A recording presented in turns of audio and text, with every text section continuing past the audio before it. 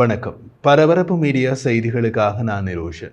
இஸ்ரேலிய பாதுகாப்பு படை IDF மற்றும் உள்ளக உளவுத்துறை ஷின்பெட் ஆகியவற்றுக்கு இடையேயான கூட்டு நடவடிக்கைகளின் போது டெல் அல் சுல்தான் பெட்டாலியனின் பல ஹமாஸ் தளபதிகளை IDF கொன்றது என்று இஸ்ரேலிய இராணுவம் கூறியது.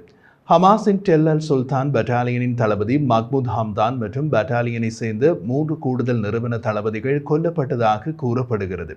IDFின் கூற்றுப்படி அக்டோபர் 7ஆம் தேதி ஹமாஸ் இஸ்ரேலுக்குள் புகுந்து பெண்கள், குழந்தைகள் உட்பட பலரை கொன்று பணிய கைதிகளாக பிடித்துச் சென்ற படுகொலைகளில் ஹமாஸின் டெல் அல் சுல்தான் பெட்டாலியனின் தளபதி மஹ்மூத் ஹம்தான் முக்கிய பங்கு வகித்தார்.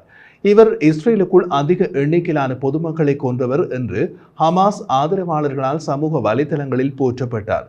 401வது படைப்பிரிவை சேர்ந்த துருப்புக்கள் ஆளற்ற விமானங்களை பயன்படுத்தி ஹமாஸின் டெல் அல் சுல்தான் பெட்டாலியனின் தளபதி மஹ்மூத் ஹம்தான் மற்றும் அவரது குழுவினர் மக்கள் மத்தியில் பதுங்கியிருந்த இடத்தை அடையாளம் கண்டு அவர்களை தாக்க விமானப்படை விமானங்களை அனுப்பி தாக்கினார்கள் என்று கூறப்பட்டுள்ளது.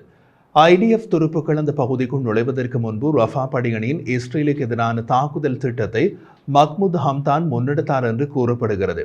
அத்துடன் IDF துருப்புக்கள் மற்றும் இஸ்ரேலிய பிரதேசத்திற்கு எதிராக ஏராளமான தீவிரவாத திட்டங்களை அவர் தொடங்கினார், வழிநடத்தினார் மற்றும் திட்டமிட்டார் என்றும் IDF கூறுகிறது.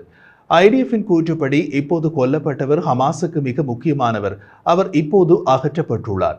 இந்த தாக்குதல் அத்துடன் இதை தொடர்ந்த கூடுதல் தாக்குதல்களுடன் இஸ்ரேலின் டெல் அல் சுல்தான் பெட்டாலியனின் கட்டளை தளத்தை திறம்பட அகற்றியது மற்றும் பெட்டாலியனில் இருந்து டசன் கணக்கான தளபதிகளை கொன்றது என்று IDF தெரிவித்துள்ளது. இந்த காணொலியை பார்க்கும் உங்களில் யாராவது டெல் அல் சுல்தான் பெட்டாலியனின் ஆதரவாளர்களாக இருந்தால் அந்த படைப்பிரிவு முழுமையாக அளிக்கப்பட்டதாக கூறுகிறது இஸ்ரேலிய பாதுகாப்பு படை.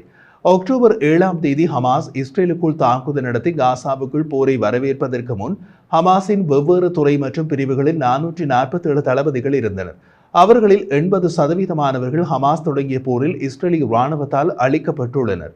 ஹமாஸ் தொடங்கிய போரால் 40,000க்கும் மேற்பட்ட பாலஸ்தீனியர்கள் கொல்லப்பட்டதாக ஹமாஸின் சுகாதார அமைச்சு கூறுகிறது. அதில் எத்தனை பேர் ஹமாஸ் ஆட்கள் என்று ஹமாஸின் சுகாதார அமைச்சு கூறுவதில்லை. அதில் எதிர்பார்க்கப்படக்கூடியதே எப்படி சொல்ல முடியும்?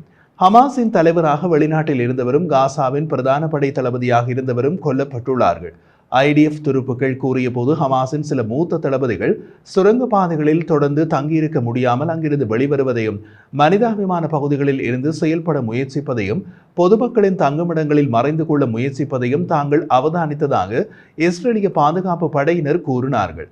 இஸ்ரேலுக்குள் தாக்குதல் நடத்துவதற்கு முன் ஹமாஸ் தலைவர்கள் இது தமக்கு எந்தளவு பின்னடைவை ஏற்படுத்தும் என்று கணிக்க தவறிவிட்டார்கள். அந்த இயக்கத்தின் தலைவரே தமக்கு பாதுகாப்பான இடம் என்று கருதிய ஈரானில் கொல்லப்பட்டார் என்பது ஹமாஸின் தவறான கணிப்பீட்டையே காட்டுகிறது. இஸ்ரேலில் 1200 பேரை கொன்றதன் மூலம் இவர்கள் யாருக்காக போராடுகிறார்கள் என்று சொன்னார்களோ அந்த பாலஸ்தீனியர்களின் 40,000 பேர் கொல்லப்பட்டுள்ளனர் என்பது யோசிக்கும் அறிவுள்ள ஹமாஸ் ஆதரவாளர்களை ஒரு முறைக்கு பல தடவை யோசிக்க வைக்கும். இஸ்ரேலில் பலியான 1200க்கும் காசாவில் பலியான 40,000க்கும் பிளஸ் ஹமாஸ் தலைவர் மற்றும் தளபதிகளின் அழிவு சுமாரான புத்தி உள்ளவர்களையே ஒரு நிமிடமாவது யோசிக்க வைக்கும். எப்படியோ இது அவர்களது விவகாரம், அழிப்பார்கள், அழிவார்கள்.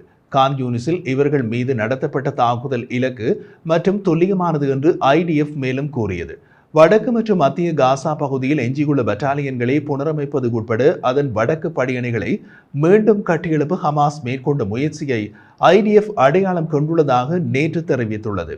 இதன் விளைவாக இஸ்ரேலிய இராணுவத்தின் 252வது படைப்பிரிவு மத்திய காசா பகுதியில் ஒரு நடவடிக்கையை தொடங்கியுள்ளது. இந்த நடவடிக்கைக்கு 3 நோக்கங்கள் இருந்தன. முதலில் வடக்கு தெற்கு காசாவை பிரிக்கும் தாழ்வாரத்தின் பாதுகாப்பு சுற்றளவை விரிவாக்குவது. இரண்டாவதாக போர் நிறுத்த உடன்படிக்கை இல்லாத நிலையில் மத்திய மற்றும் வடக்கு காசா போன்ற ஹமாஸுக்கு மதிப்பு மிக்கதாக கருதப்படும் பகுதிகள் உட்பட இஸ்ரேல் தொடர்ந்து போரிட தீர்மானித்துள்ளது என்பதை ஹமாஸுக்கு உறுதியாக தெரிவிப்பது. மூன்றாவதாக ஹமாஸ் படையணிகளை மீண்டும் கட்டியெழுப்புவதை முறியடிப்பது.